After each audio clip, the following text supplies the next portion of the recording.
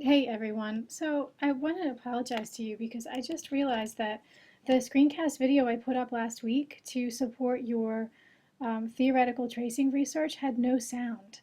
So I don't know how many of you watched that and just thought that I was putting a video of myself clicking on things and that was supposed to somehow elucidate the project. Um, but I intended for my voice to be in the background, and I just noticed that a video I made this morning for you all had the same problem, so I deleted it in announcements, and I'm putting this new one up there. So I'm going to have to maybe do this in parts because now I'm using a different application, and it will definitely cut me off after about 10 minutes. So this week, logistics. Okay, so I just got done earlier today grading your theoretical tracing projects. And now actually that I've noticed that your last week's video, you couldn't hear what I was saying, it makes more sense to me. But one of the things that I said in feedback is that I was looking for folks to include more WRTC specific research in those. And, but actually that's something that I talked about in that video that didn't, for some reason, my voice was not recorded. So I'm going to show you in a different video just how to use Compile to find good sources so that you'll understand that better for when you move on to your qualitative research proposal. So one thing that I want to point out that I hope is helpful is that accidentally on week 2 module, I forgot to put the Michelle Gibbons discussion board link. You'll see that Caroline and Ada already put contributions there, and I gave them feedback. But I wanted to just alert the rest of you that it wasn't that there was no discussion for beliefs about the mind. It was simply that I had forgotten to link it to week 2. So if you have a chance this week and you did read Beliefs About the Mind, go ahead and contribute to that. For this week, you'll see you've got 3 readings. One is a rather short blog post by Rebecca Moore Howard, and it's going to be her talking about the state of qualitative research methods in the field. Then you've got 2 other readings. One is called Public Art and Service Learning, and it's about this very interesting initiative to raise awareness for tuberculosis. And I think it's a nice commentary on what can be possible with community-based research in writing and rhetoric. So take a look at that. The third reading is going to be the Jean Greer's Expanding Working Class Rhetorical Traditions, the Moonlight Schools and Alternative Solidarities among Appalachian Women, 1911-1920. That's a really interesting archival research project. So you'll do these 3 readings, you'll contribute to the discussion boards, and then you'll start to think more about your qualitative research proposal and what you might want to do there. So let's take a look at the qualitative research proposal once more. I know that I did show this to you in one of the first videos from the course.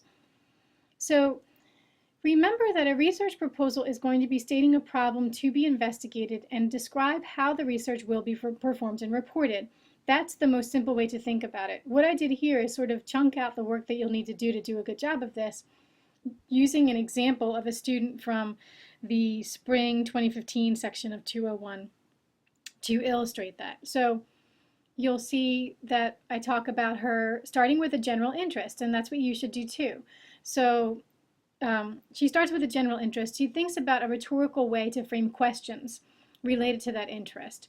And so she's genuinely thinking about why women are often not believed when they report their sexual assaults. And so one of the things that she said in class was, I kind of think, when a young woman says, I've been sexually assaulted, why do her friends say, oh, especially with date rape, I know that guy, he wouldn't do that, or what were you wearing, or what were you drinking, right? And so then she tries to relate that to the field by talking about issues of ethos and credibility.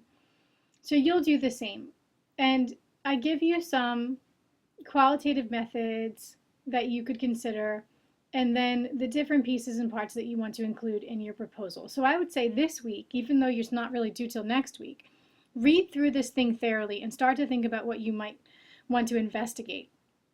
That said, if you take a look at the conversation that unfolded around the Hauser reading, I think you'll notice that a number of you are honing in on some really interesting rhetorical terms that could be usefully imbued into research questions, right? So this idea of authority, of hexis, the other reading you did for last week, this idea of doxa, right? All of these interesting rhetorical terms that you could use to frame your research questions and therefore be more confident that your work is situated in the field, okay? So let's take just Michelle Gibbons' reading as an example since you've just done this one, right? So in the Gibbons reading, she is talking about, as some of your peers are, it's Caroline and Ada already pointed out, inventional affordances of doxa. But more specifically, what she wants readers to understand by the end of this piece is that a lot of times Freudian theory is implicitly present in the ways that people understand the way that the minds develop, the way that brains develop. And why is that? And she says, you know, it's because of this highly profitable, widely read book, The Common Sense Book of Baby and Child Care, that was so widely read that Freudian ideas began to infiltrate doxa, commonly held belief, even in people who had never really considered themselves to be Freudian thinkers at all, right? So the thing is that Spock used a lot of Freudian ideology. So if you think about what lens was he looking through when he was trying to articulate the ways that baby care should be done, and he's looking through Freudian lenses. That's how he's thinking about child development. And so that's important because then readers of the book and those who read the book and talk with neighbors about the book are spreading around that same ideology without ever naming Freud or really being consciously aware that that is what they're doing. And so in the same way, you might think to yourself, all right, what is something that I would consider to be pretty prevalent in contemporary American doxa? What are some commonly held beliefs? Where do they come from?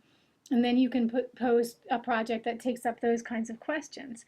So I would say take a look at the readings you've done so far and let them serve as inspiration in terms of terminology, concepts and terms that might help you to articulate your interests in a really robust qualitative research proposal. So that's what you want to pay attention to. Another thing I wanted to say is that I noticed this morning that I had actually 2 comments on announcements. So I just want to let you know that Canvas does not alert me if you respond to an announcement in a reply. So if I shoot out a message on announcement and say, hey everyone, I'm around today if you need help, you want to make sure that you either hit inbox and write me a message here, or ideally and preferably you send me an email to my email address, which is the maloycs@jmu.edu. As I mentioned on the syllabus, this is far and away the best and fastest way to get in touch with me. This week I'm also in my office, so if you think that you want to chat with me, you can always call the office line. The very worst thing that's going to happen is it'll go to voicemail if I don't happen to be here, and then what you can do is just email me and say, hey, Dr. Malloy, I need to talk with you, and then I will say, great, send me your phone number and we'll chat. So don't feel like you're out there in the dark without any help, okay? So I'm going to end this one, but I'm going to put another one up where I'm going to show you how to use Compile in the library for real, and there will be talking in it, so it will make far more sense. Thanks so much.